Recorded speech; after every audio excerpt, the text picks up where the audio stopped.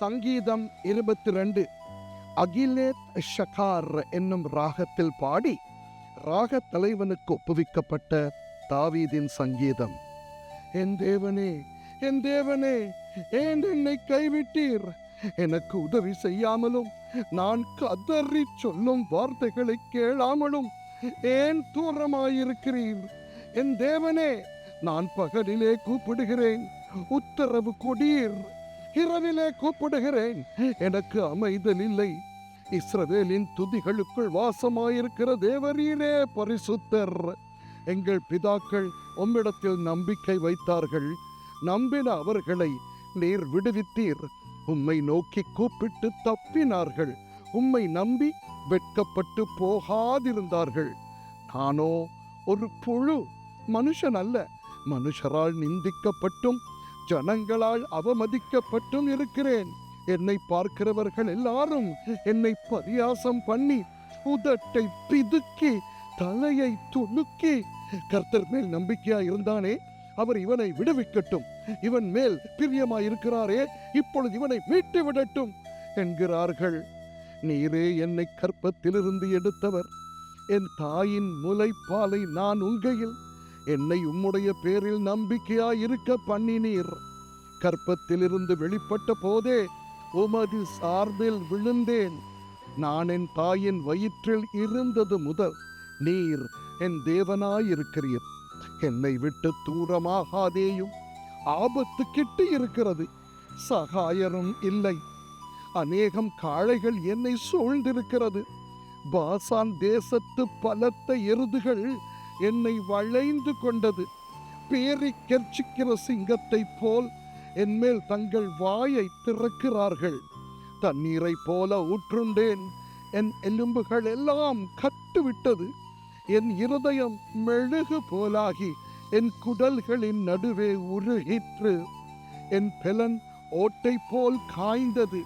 என் நாவு மேல்வாயோடே ஒட்டிக்கொண்டது. என்னை மரண தூளிலே போடுகிறீர். நாய்கள் என்னை சூழ்ந்திருக்கிறது. பொல்லாதவர்களின் கூட்டம் என்னை வளைந்து கொண்டது. என் கைகளையும் என் கால்களையும் உருவ குத்தினார்கள். என் எலும்புகளை எல்லாம் நான் எண்ணலாம். அவர்கள் என்னை நோக்கி பார்த்து கொண்டிருக்கிறார்கள்.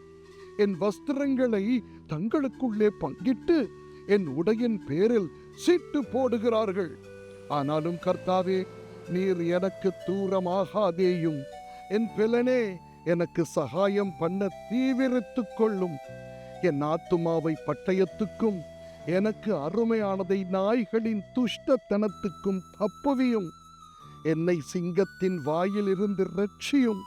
நான் காண்டாமிருகத்தின் கொம்புகளில் இருக்கும் போது எனக்கு செவி கொடுத்தருளினீர். உம்முடைய நாமத்தை என் சகோதரருக்கு அறிவித்து சபை நடுவில் உம்மை துதிப்பேன். கர்த்தருக்கு பயப்படுகிறவர்களே, அவரை துதியுங்கள். யாக்கோபின் சந்ததியாரே, நீங்கள் எல்லாரும் அவரை கனம் பண்ணுங்கள். இஸ்ரவேலின் வம்சத்தாரே, நீங்கள் எல்லாரும் அவர் பேரில் பயபக்தியாயிருங்கள்.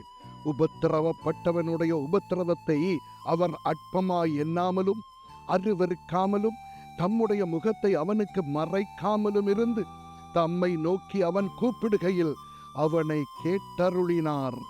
மகா சபையிலே நான் உம்மை, எங்கள் பிதாக்கள் உம்மிடத்தில் நம்பிக்கை வைத்தார்கள். நம்பின அவர்களை நீர் விடுவித்தீர். உம்மை நோக்கி கூப்பிட்டு தப்பினார்கள். உம்மை நம்பி எங்கள் பிதாக்கள் உம்மிடத்தில் நம்பிக்கை வைத்தார்கள். நம்பின அவர்களை நீர் விடுவித்தீர். உம்மை நோக்கி கூப்பிட்டு தப்பினார்கள். உம்மை நம்பி வெட்கப்பட்டு போகாதிருந்தார்கள். நானோ ஒரு புழு, மனுஷன் அல்ல. மனுஷரால் நிந்திக்கப்பட்டும் ஜனங்களால் அவமதிக்கப்பட்டும் இருக்கிறேன். வான்கள் யாவரும் புசித்து பணிந்து கொள்வார்கள். புழுதியில் இறங்குகிறவர்கள் யாவரும் அவருக்கு முன்பாக வணங்குவார்கள். ஒருவனும் தன் ஆத்துமா அழியாதபடி அதை காக்க கூடாதே. ஒரு சந்ததி அவரை சேவிக்கும். தலைமுறை தலைமுறையாக அது ஆண்டவருடைய சந்ததி எண்ணப்படும். அவர்கள் வந்து அவரே இவைகளை செய்தார் என்று பிறக்கப் போகிற ஜனங்களுக்கு அவருடைய நீதியை அறிவிப்பார்கள். ஆமென்.